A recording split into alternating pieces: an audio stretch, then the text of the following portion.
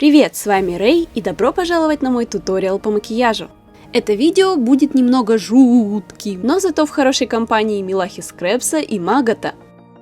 Ну что ж, приступим к созданию нашего хэллоуинского образа трупа невесты. Сперва я наношу базу под макияж. Брови заклеиваю специальным пластическим гримом от Kryolan, но также можно использовать обычный клей-карандаш. Расчесываем брови щеточкой и обезжириваем их. Наношу несколько слоев пластика металлическим шабером для ногтей и закрепляю рассыпчатой пудрой.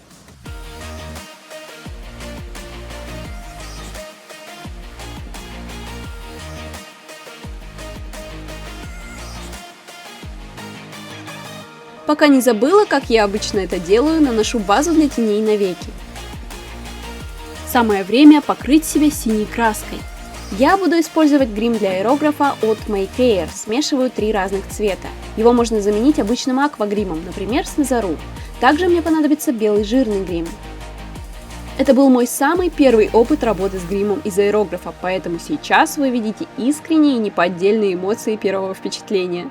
Могу сказать, что это весьма неприятное ощущение, так как аэрограф дует довольно сильно. Мне все время хочется закрыть глаза, и также запах у грима был какой-то неприятный, а мне приходилось брызгать им прямо в нос. Какое мастерство и профессионализм. Давайте просто насладимся этим еще разок.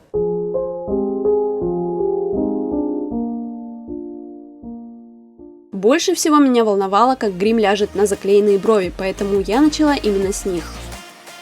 В процессе брови все-таки немного отклеивались, и мне приходилось прижимать их ватным диском обратно и наносить грим по новой.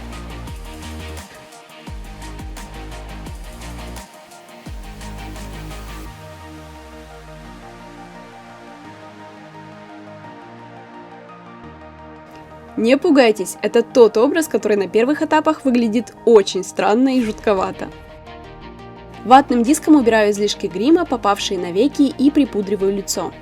Если вы вдруг подумали, что просто невозможно выглядеть более странно, то вы очень ошибались.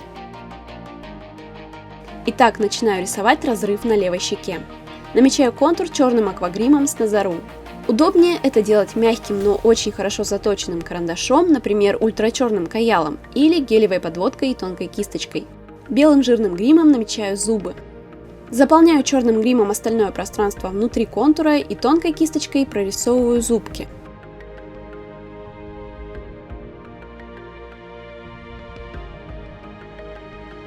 Темно-синими тенями рисую тени вокруг разрыва.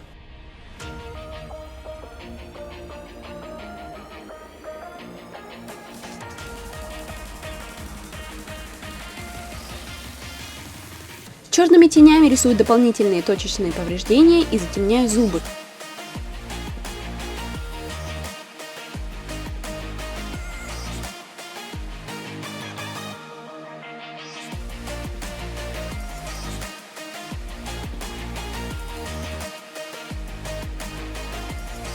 Немного растушевываю все это дело чистой пушистой кисточкой. Белым гримом прорисовываю блики и также растушевываю для более естественного перехода оттенков.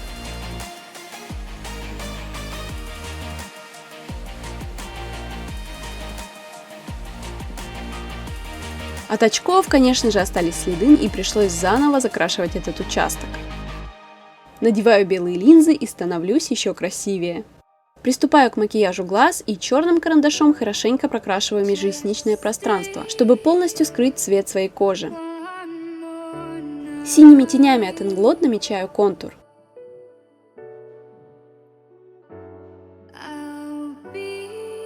Более мягкой кисточкой растушевываю его.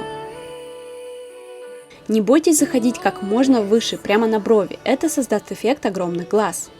Повторяем со вторым глазом. Заполняем подвижное веко более темными тенями и хорошенько растушевываем все переходы.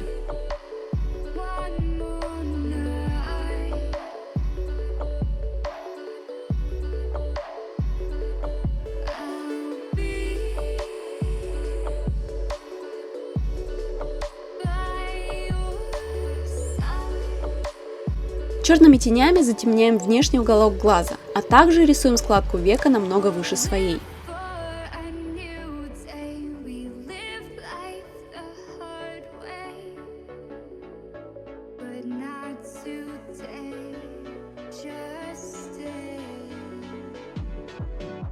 Белым гримом я рисую полукруг на нижнем веке и закрашиваю слизистую, чтобы сделать глаза огромными, как у Эмили.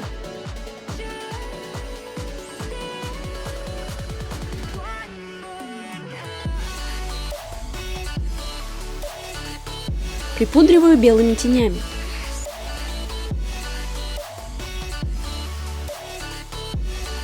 Тонкой влажной кистью и черными тенями намечаю контур нижнего века.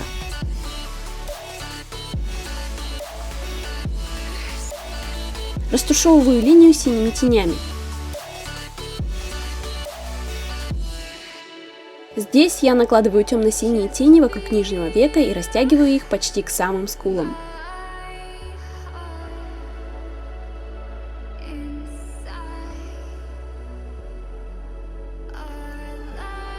Пытаюсь добавить объем с помощью черных теней, но моя кошка решает, что пора сделать перерыв. У кого-то кофе-брейк, а у нас кота-брейк. Возвращаемся к делу. Подправляю белую подводку гримом, чтобы убрать осыпавшиеся тени. Черным матовым лайнером подвожу нижнее веко и растушевываю черными тенями.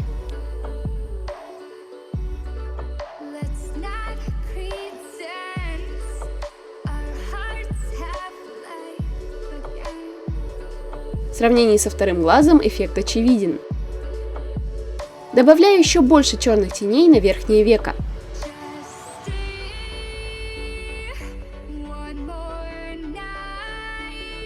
И также еще сильнее прорисовываю искусственную складку.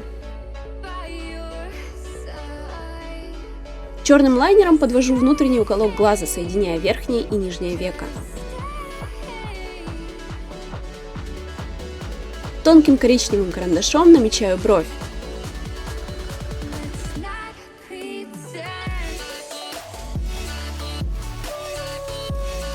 Далее рисую контур влажной кистью и черными тенями.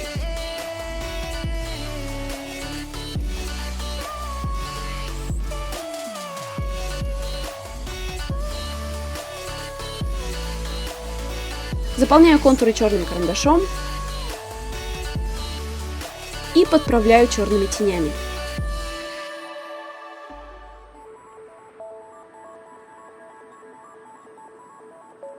Нарисуйте вторую бровь, и вы прекрасны. Красим верхние ресницы тушью. Как особо продвинутая личность, я забыла включить камеру на этапе, где я рисую нос. Но в целом ничего сложного и непонятного.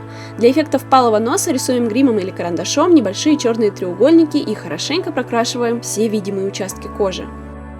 Главное не чихнуть.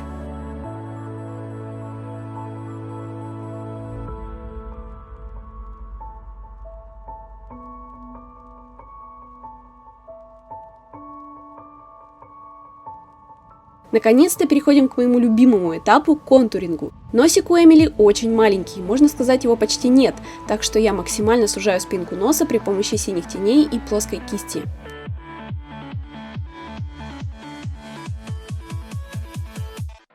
А затем высветляю белой пудрой для большего эффекта.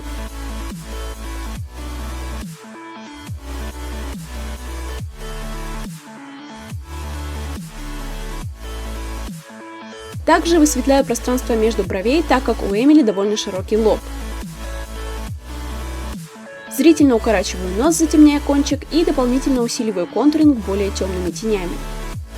Здесь вы можете наблюдать, как спустя 6 часов съемки я наконец-то наслаждаюсь процессом. Далее белой пудрой создаю эффект широких скул, максимально высветляя их.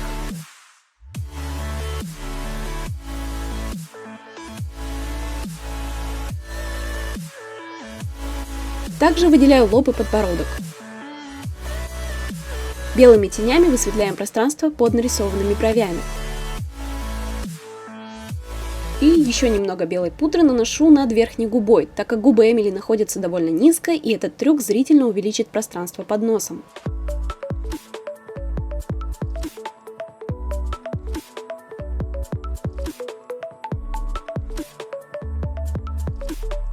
Скошенной пушистой кистью контурирую скулы синими тенями. Не забываем смотреть на изображение персонажа, чтобы не упустить детали. Тенями затемняю скулы, челюсть и лоб, стараясь воссоздать форму лица Эмили.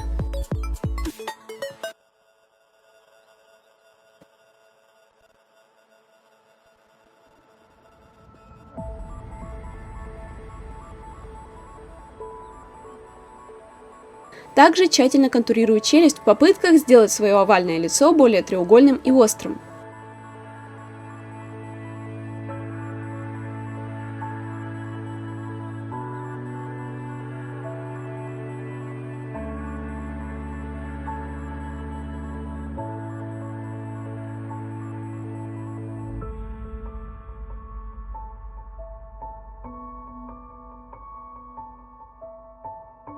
Немного высветляю челюсть под скулой, чтобы еще сильнее акцентировать впалость щек.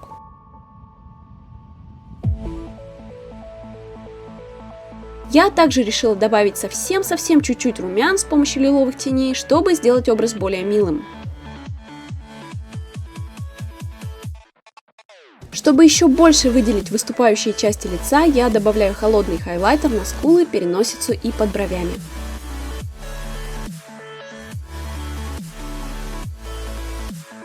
Эффект получается довольно сильный. Если боитесь, что переборщили, всегда можно припудрить белой пудрой. Уверенно движемся к финишу и переходим к губам.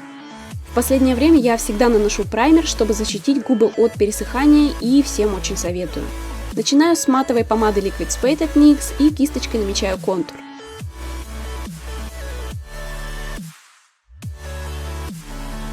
Губы у Эмили большие, так что удлиняю и увеличиваю свои, выходя за естественные контуры.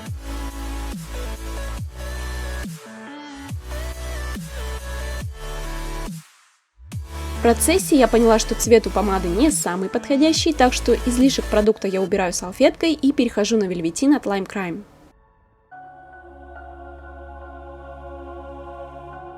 Также подправляю контуры и заполняю цветом.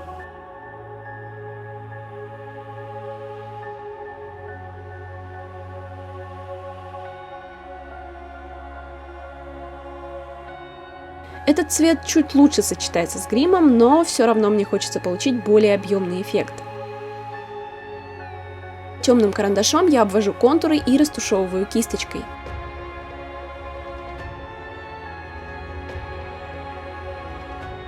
Темно-лиловыми тенями затемняю уголки и контуры и добавляю немного белых теней на серединку верхней и нижней губы для дополнительного объема.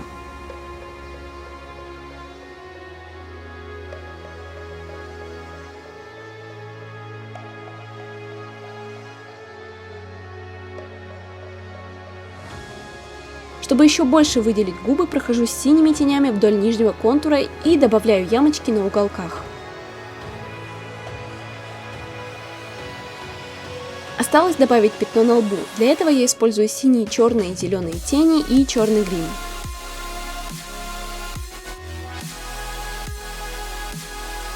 А также высветляю некоторые моменты белым гримом для эффекта объемных впадинок. Основной макияж готов, и я покрываю гримом открытые участки тела и руки. Не забываем закреплять прозрачной пудрой. Чтобы создать эффект выступающих ключиц, добавляем контуринг.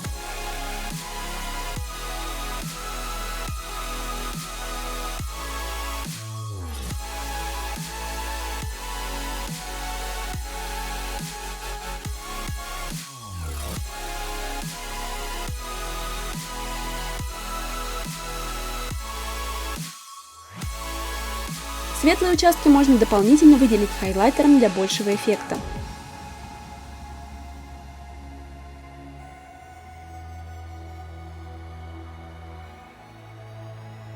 Я также немного контурирую декольте, но лучше это сделать уже в корсете.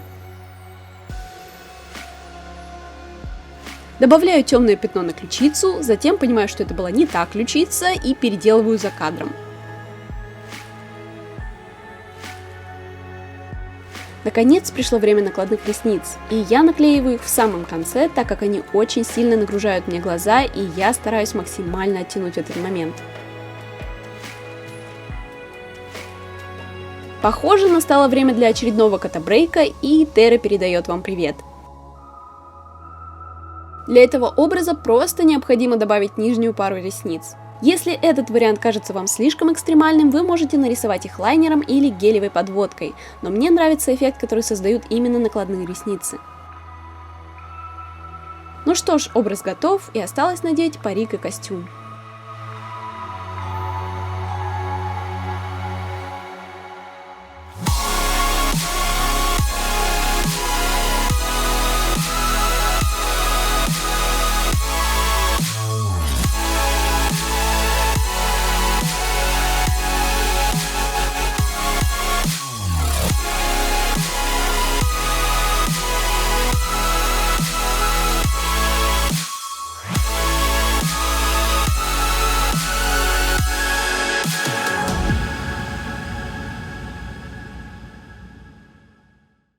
Ну вот и все. Спасибо за внимание и не забудьте поддержать нас лайком и подписаться на наш канал.